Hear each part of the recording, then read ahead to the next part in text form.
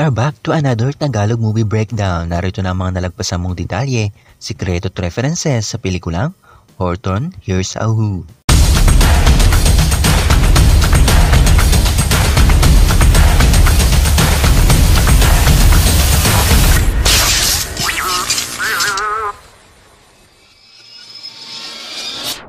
Before we begin, you can comment down below to join in my custom shoutout. Si Horton, isang mabait na elepante, ay nakarinig ng isang maliit na sigaw mula sa isang alikabok na nakalutang sa hangin. Natuklasan niya ang alikabok na ito ay isa palang bayan na tinatawag na Whoville, kung saan nakatira ang mga Whos, kasama ang kanilang mayor. Kahit na hindi nakikita o narinig ng iba ang mga Whos, ipinaglaban ni Horton na proteksyonan sila sa kabila ng pangungutya at paggadlang ng ibang mga hayop.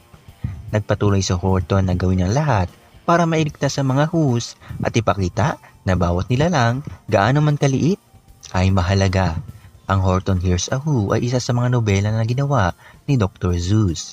Kasamahan nito ang ilang libro na ginawa din niya, gaya ng The Lorax, The Grinch at marami pang iba. At speaking of The Lorax, anong mapapansin nyo sa mga punong ito? Ito ay halos kamukha ng mga punong makikita natin sa The Lorax. Ang mga Whos ay minsan na nating nakita sa pelikulang The Grinch. At speaking of The Grinch, sa ating makikita sa eksenang ito. Ang paghawak ni Horton sa isang balahibo ay halos katugma ng kay Dumbo. Pakinggan natin ito.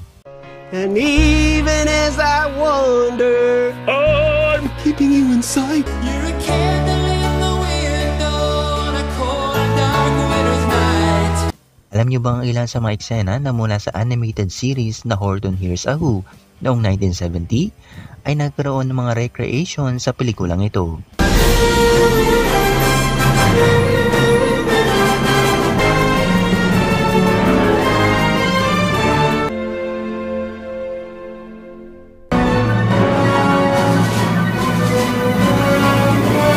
Ito ang M-Stream, patuloy lang ang support at panonood.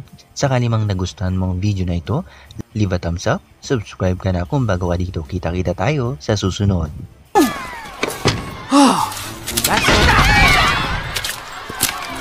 Okay, anybody else? Good.